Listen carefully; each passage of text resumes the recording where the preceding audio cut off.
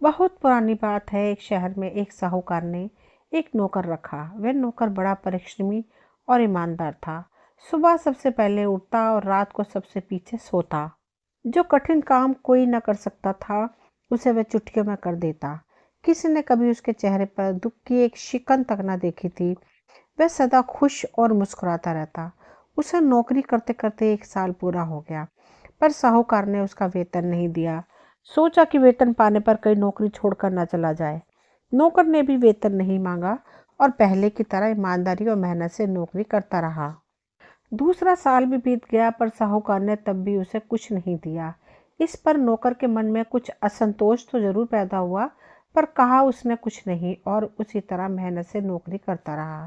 पर जब तीसरा बरस भी गुजर गया और साहूकार ने वेतन नहीं दिया, तो नौकर के मन में खलबली हुई। आखिर कब तक चुप रहता। एक दिन उसने साहूकार से कहा, हुजूर, मैंने 3 साल तक बड़े परिश्रम और ईमानदारी से आपकी सेवा की है।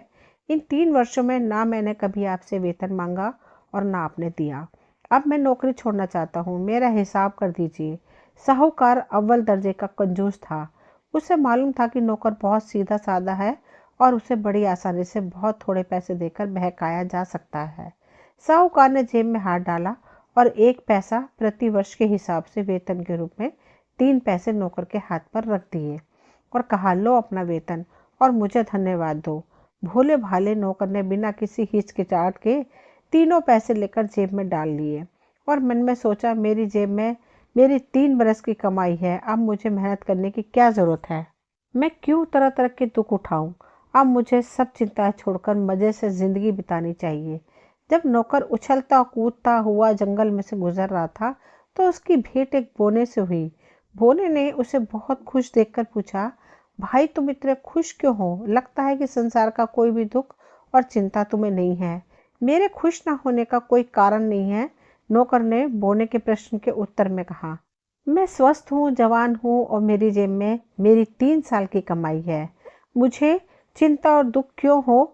3 साल की कमाई। बोने ने आश्चर्य से पूछा, कितनी है। पूरे 3 पैसे, नौकर ने उत्तर दिया। बोना बोला, भाई, मैं बहुत गरीब हूँ। मेरे पास फूटी कौड़ी भी नहीं है। बूढ़ा होने के कारण मैं कुछ कमा भी नहीं सकता। तुम जवान और स्वस्थ हो, जितना चाहो कमा सकते हो। पैसा तुम्हारे हाथ का मैल है। ये 3 पैसे मुझे दे दो। नौकर दयालु था, उसने 3 पैसे बोने को दे दिए। उसकी इस उदारता पर बोना बहुत प्रसन्न हुआ और बोला, भगवान तुम्हारा भला करे। तुम्हारा हृदय बहुत दयालु और पवित्र है। मैं तुम्हें 3 वरदान देना चाहता हूँ, हर पैसे के लिए एक वरदान। जो जी चाहे मांग लो।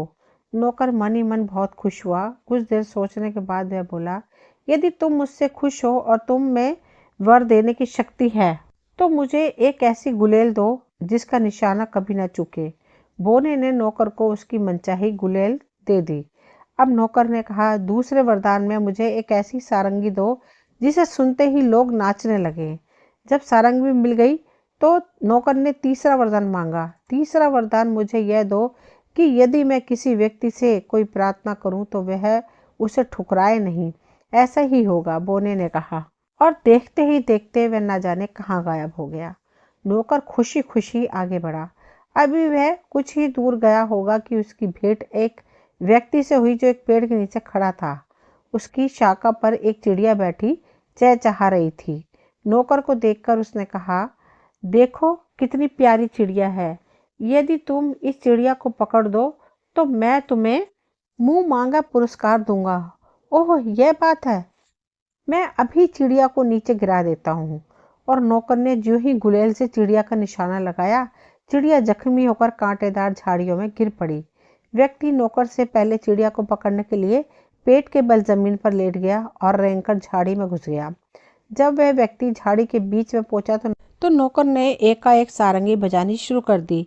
सारंगी की धुन का कान में पड़ना था कि व्यक्ति झाड़ी के अंदर उछल उछल कर नाचने लगा। कांटों के चुभने से उसके कपड़े चीथड़े चिड़चिड़े हो गए और शरीर से खून बहने लगा। व्यक्ति झाड़ी में से चीखने चिल्लाने लगा, हाय मैं मरा, भगवान के लिए सारंगी बजाना बंद कर दो, मैं हाथ जोड़ता हूँ। पर नौकर ने सारंगी बजाना बंद नहीं किया और दूसरी धुन छेड़ दी। सारंगी की आवाज़ धीरे धीरे तेज होती जाती और जैसे जैसे सारंगी की आवाज़ तेज होती गई, व्यक्ति की उछलने की गति भी बढ़ती गई। आखिर जब उस व्यक्ति का बदन छलनी छलनी हो गया तो वह तड़प कर बोला, मैं हाथ जोड़ता हूँ, भगवान के लिए मुझ पर दया करो। मेरी मोहरों की थैली ले लो, पर सारंगी न बजाओ। मैं मर जाऊंगा। आखिर जब व्यक्ति ने बहुत